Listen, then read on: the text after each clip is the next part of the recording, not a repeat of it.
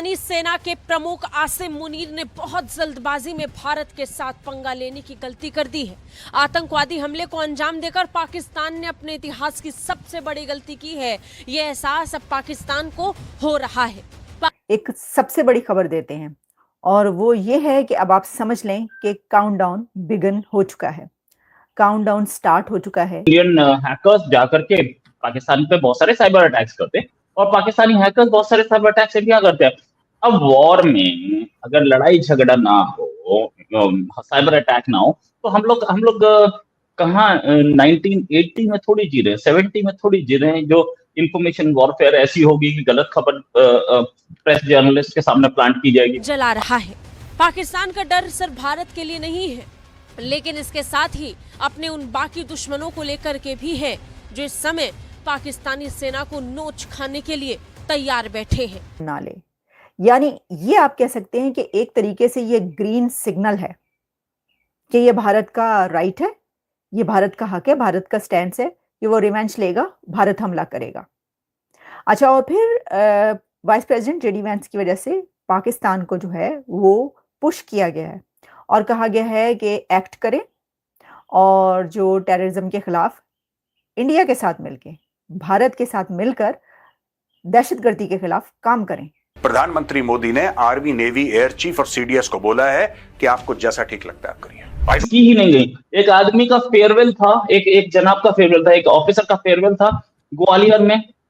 उस फेयरवेल पे वो 2-3 लोगों को बोला कि वही फेयरवेल पे बैठा के बात कर लेना कि ये हम करने जा रहे हैं, आप अपने 5 आदमियों को तैयार कर लो। 5 की जगह 7-8 को तैयार किया गया। जिनको तैयार किया गया उनको बताया गया किसी को बताने की जरूरत नहीं है, हम रात में ऑपरेशन करेंगे। और उनको 7-8 मतलब ग्वालियर एयरबेस को ये नहीं पता था कि कोई ऑपरेशन होने वाला है।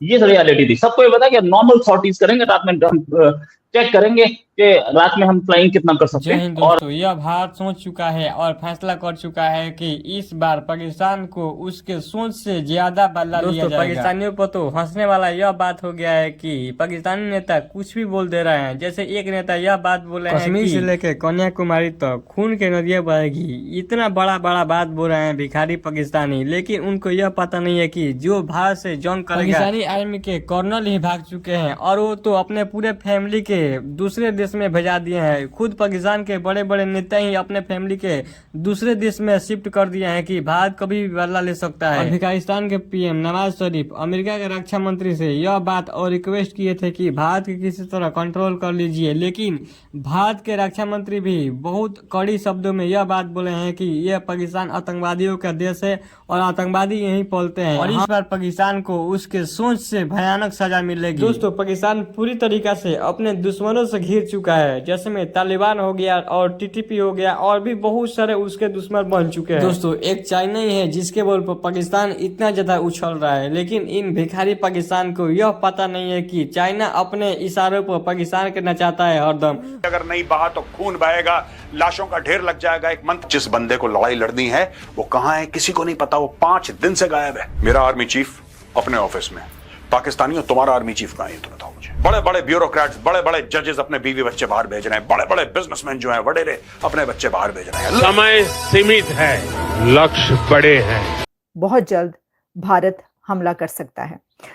किस जगह पर करेगा वो तो हमें पता चल जाएगा जैसे जैसे आगे बढ़ेंगे, लेकिन वाइस प्रेसिडेंट जेडी वैंस की वो क्या स्टेटमेंट है।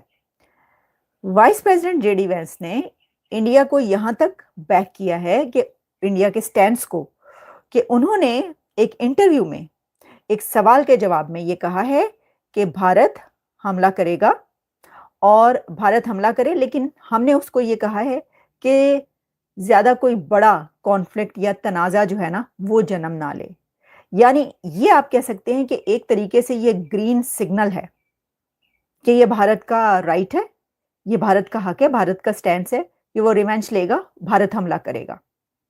अच्छा, और फिर वाइस प्रेसिडेंट जेडी वैंस की वजह से पाकिस्तान को जो है वो पुश किया गया है और कहा गया है कि एक्ट करें और जो टेररिज्म के खिलाफ इंडिया के साथ मिलकर, भारत के साथ मिलकर दहशतगर्दी के खिलाफ काम करें, इन्वेस्टिगेट करें।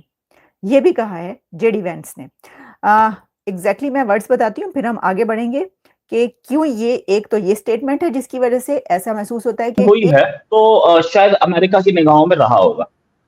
यही हमास है जो हमने पाकिस्तान ऑक्यूपाइड कश्मीर में अभी कुछ दिन पहले देखा है, जिस हमास ने इस पहलगाम अटैक के लिए सपोर्ट दिया। लेकिन आपको एक चीज, मैं सॉरी आपकी बात काट ली, लेकिन ये जो कश्मीर में अटैक हुआ, पहलगाम में जो अटैक, उसमें उसको हमास वाला एंगल क्यों और कैसे दिया जा रहा है, मैं इस बात को नहीं समझ पा रही।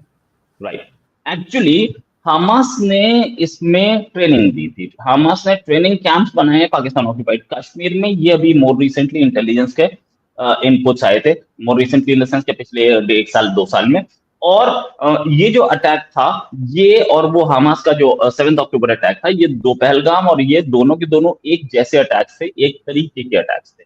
तो इन अटैक्स पे अगर हम देखें तो दोनों में सिमिलैरिटी बहुत दिखती है। और उसके बाद हमास की और पाकिस्तान ऑक्यूपाइड कश्मीर में एक रैली निकली है, हमास की और लश्कर की या दूसरे आतंकी संगठनों की एक रैली निकली है, जिसका वीडियो कल सबसे पहले आया था। मैंने यहाँ सुबह दिखाया वो वीडियो डॉक्टर अमजद मिर्जा के साथ वो करते हुए। ये जब ये प्रूफ सामने आने शुरू हो गए कि हम जब कश्मीर में हमास का क्या काम, हमास कश्मीर में, हमने हमास तो 1980s 70s 80s से चल रही है, हमास का क्या लेना देना, हमास इस साइड कभी आई नहीं थी, बुलाया जा रहा है ट्रेनिंग के लिए।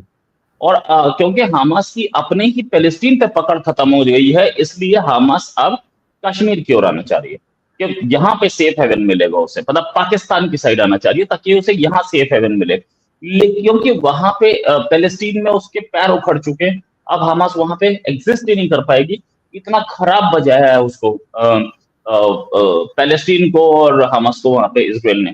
तो अब उनको लगता है कि यहाँ, अच्छा, हमास का यहाँ होना एक क्लीन चिट भी इंडिया को देता है कि आप मिलिट्री एक्शन लीजिए, हम आपके साथ हैं। इजराइल का तो बहुत क्लियर है, साथ साथ अमेरिका का भी क्लीन चिट जिसे बोलते हैं डिफैक्टो मिला ही हुआ है। तो ऑपरेशन जो होगा, जो लोग बोल रहे हैं या इंडियन जर्नलिस्ट बोल रहे हैं कि ऑपरेशन होने वाला है, बस होने वाला है। और इंडियन पब्लिक इसलिए भी कहा जा रहा है कि इस वक्त भारत की तरफ से जो उसके राफेल, मिराज और जैगवार फाइटर जेट्स हैं, वो गंगा एक्सप्रेस वे पर उन्होंने फ्लाई पास्ट किया है। अब आप कहेंगे कि वो तो तैयारियां तो काफी उससे हो रही हैं। नहीं, तैयारियां और ठीक है, कई जगहों पर वो ये कर चुके हैं, लेकिन ये जो है, ये यूपी में जो गंगा एक्सप्रेस वे है वहां की बात कर रहे हैं। अब गंगा एक्सप्रेस वे जो है ना, वो उसकी अपनी एक सिग्निफिकेंस है, अपनी एक इम्पोर्टेंस है। वहां पर जब कोई उनका जहाज इस तरीके से तैयारियां शुरू हो जाएं, तो फिर आप समझें कि कुछ होने वाला है। कुछ होने वाला तो पहले से, यानी कुछ होने लगा बस।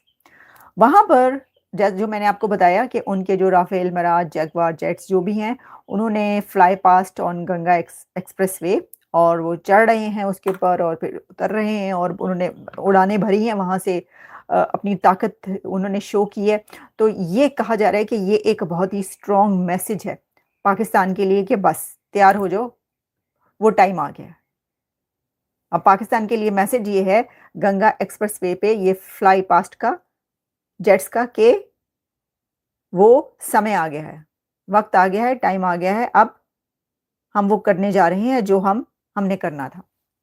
ये इंडिया कह रहा है, कह रहे हैं कि इंडिया की तरफ से स्ट्रॉन्ग मैसेज है ये जो गंगा एक्सप्रेस वे पे जो हो रहा है। तो पाकिस्तान को समझ ही क्या होगा, ठीक है।